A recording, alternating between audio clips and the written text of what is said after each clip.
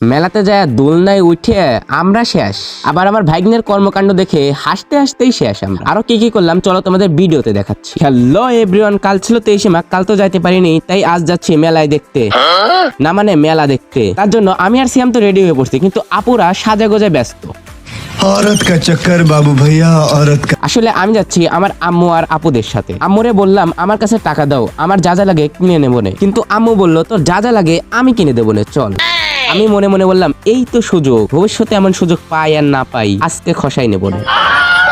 দেখতে দেখতে আমরা মেলাতেও চলে আসলাম। এখানে এসে দেখি ওরে বড় মেলা রে, আর এইটা মনে হয় জান্নাতে যাওয়ার সিঁড়ি।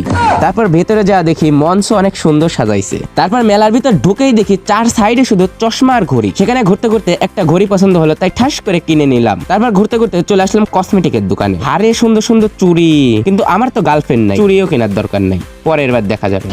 এখন আমার একটা ব্যাস কেনার শখ যাচ্ছে, কিন্তু এত দোকান ঘুরলাম তবুও একটা ভালো ব্যাস পাইলাম না। তারপরে ছোট্ট দোকান থেকেই মনের মতো একটা ব্যাস পাইছি, তাই কিনে নিলাম। তারপর চলে আসলাম খাবারের দোকানে। এখান থেকে ফুচকা হালিম খেয়ে আবার চলে গেলাম দোলনায় চড়তে। সেইখানে যা যা চিল্লানি ভাই, আমার বোনেরা যে এত চিল্লাতে পারে আগে জানতাম না। ওদের চিল্লানি দেখে আমি একটু ঢং করলাম, কিন্তু আমার ঢংও আসতেছে না। তারপর আসলাম বেলুন ফাটাতে, এইসব কোনো ব্যাপারই না, পাঁচটাই ফাটাইছি। তারপর আমার ভাগ্নিটা নিয়ে চলে আসলাম লাফালাফি করতে।